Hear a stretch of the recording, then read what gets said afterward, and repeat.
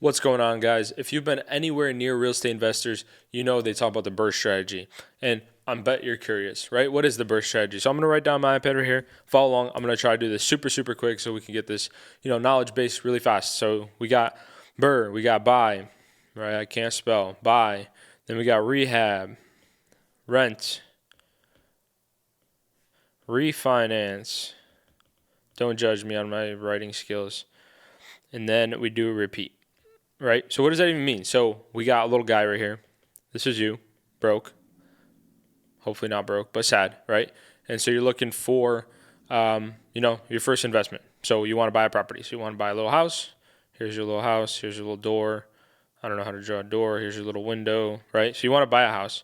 So your house probably looks like this. It needs a bunch of work, right? Stuff's falling off the roof, the windows, the doors, whatever, right?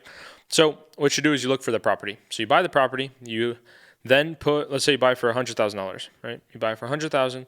Then you put the rehab part, right? You need to put money into it. So now you're putting $50,000 into the property. So you're rehabbing it for $50,000.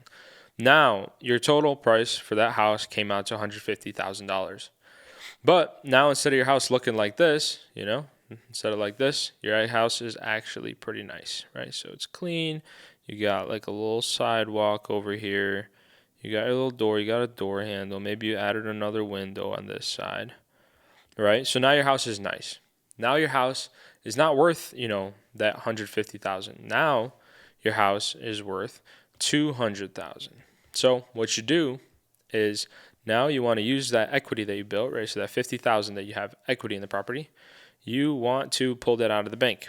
But the bank says, hey, this house isn't making you any money. It's just sitting there. You have payments on it. You have to pay for this money. Sometimes have to pay for this money. So what they do is they say, hey, put some renters in it. So now with that house, you need to put some people in it, right? So you got yourself a little family going in there. They're super happy. They have that's not really too happy, but they're super happy. They have a little house, right? You're giving them a place to live. There's their nose. Maybe they have a little baby, right? So now they're paying you. They're paying rent, right? They pay money to stay inside of your house. And let's say they're paying $2,000, right? So they pay $2,000 for your house.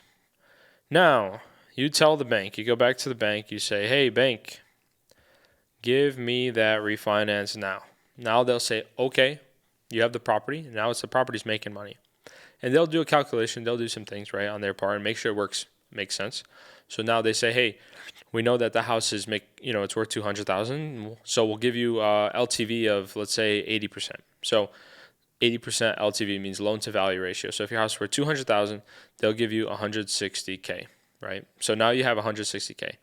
And they'll give you, let's just say, your rate in terms, let's just say they give you a payment of $1,500. This is all, random numbers. Let's say they give you $1,500.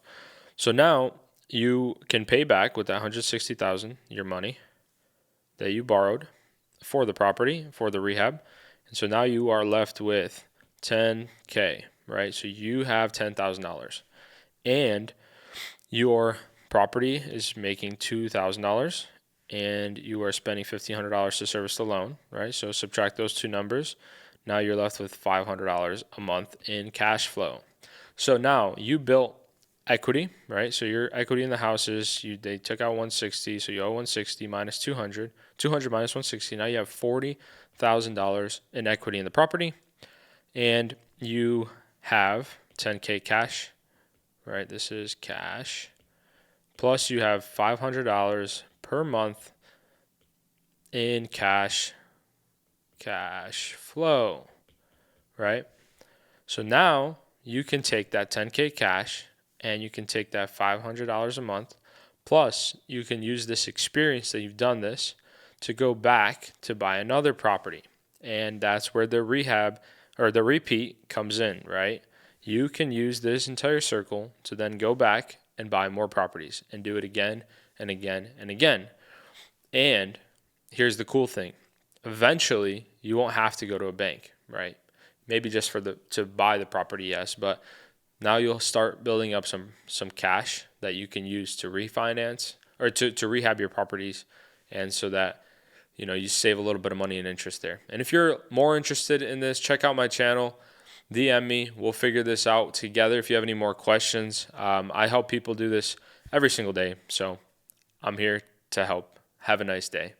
God bless.